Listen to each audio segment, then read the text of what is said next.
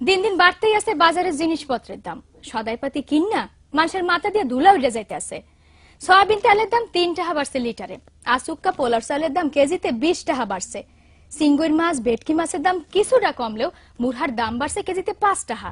আর এইয়া লইয়া সাধারণ মানুষের মধ্যে ক্ষোভ বিরাজ করতে আছে। বাজার ঘোরাঘুরি কইরা রিপোর্ট করছে মিজান সবুজ। শেরশার আমলে বলে টাহায় 8 মণ চাল পাওয়া যাইত, আর বরিশাল চকবাজারে মোটা চাউলের কেজি 40 টাকা। পোলার চাউলের দাম 7 করিয়া এক সপ্তাহের মধ্যে বাড়ছে কেজিতে 20 টাকা। সোয়াবিন তেলের দাম লিটারে আবারও 3 টাকা বাড়ছে। এখন তো শীত শেষ হয়ে গেছে, এই লিগে সবজির বাজার একটু চেতা। যে কদু 2 সপ্তাহ আগে 20 টাকায় মানুষে কিনছে, এখন হইয়া 40 টাকায় বিয়ায়। লাল হাক কদু হাগের দাম আগের না নিয়ে আছে।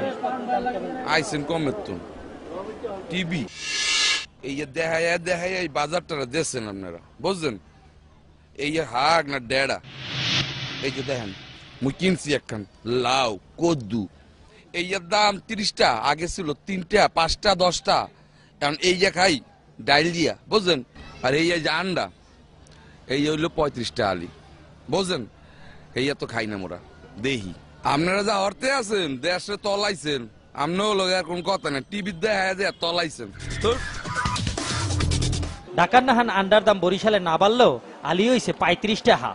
মাছের বাজার কিছুটা ঠিক থাকলেও সিঙ্গুর মাছ, চান্দা মাছ, ভেটকি মাছ, হোল মাছ আর টাহি মাছের দাম একটু বাড়তি চলতে আছে।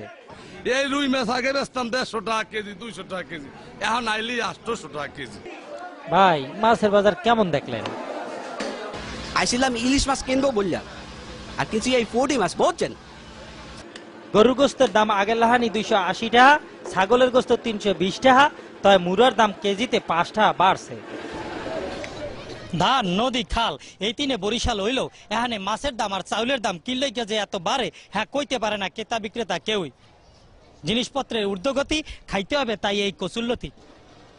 প্রত্যেক সপ্তাহে এই যে জিনিসপত্রের দাম বাড়তি আছে, এই লইয়া হগলির মধ্যে ক্ষোভ বিরাজ করতে আছে। সুবেদার শেরশাহ যদি এই আমলে আবার পুনর্জন্মন করতে, তাই জিনিসপত্রের ঊর্ধ্বগতি দেখিয়া আবারও হার্টফেল করিয়া মরিয়া যাইতে। বাজারের এই দুর্দশা থেকে বাঁচতে চায় বরিশালবাসী। মিজান সবুজ, বরিশাল চকবাজার, বরিশাল টিভি।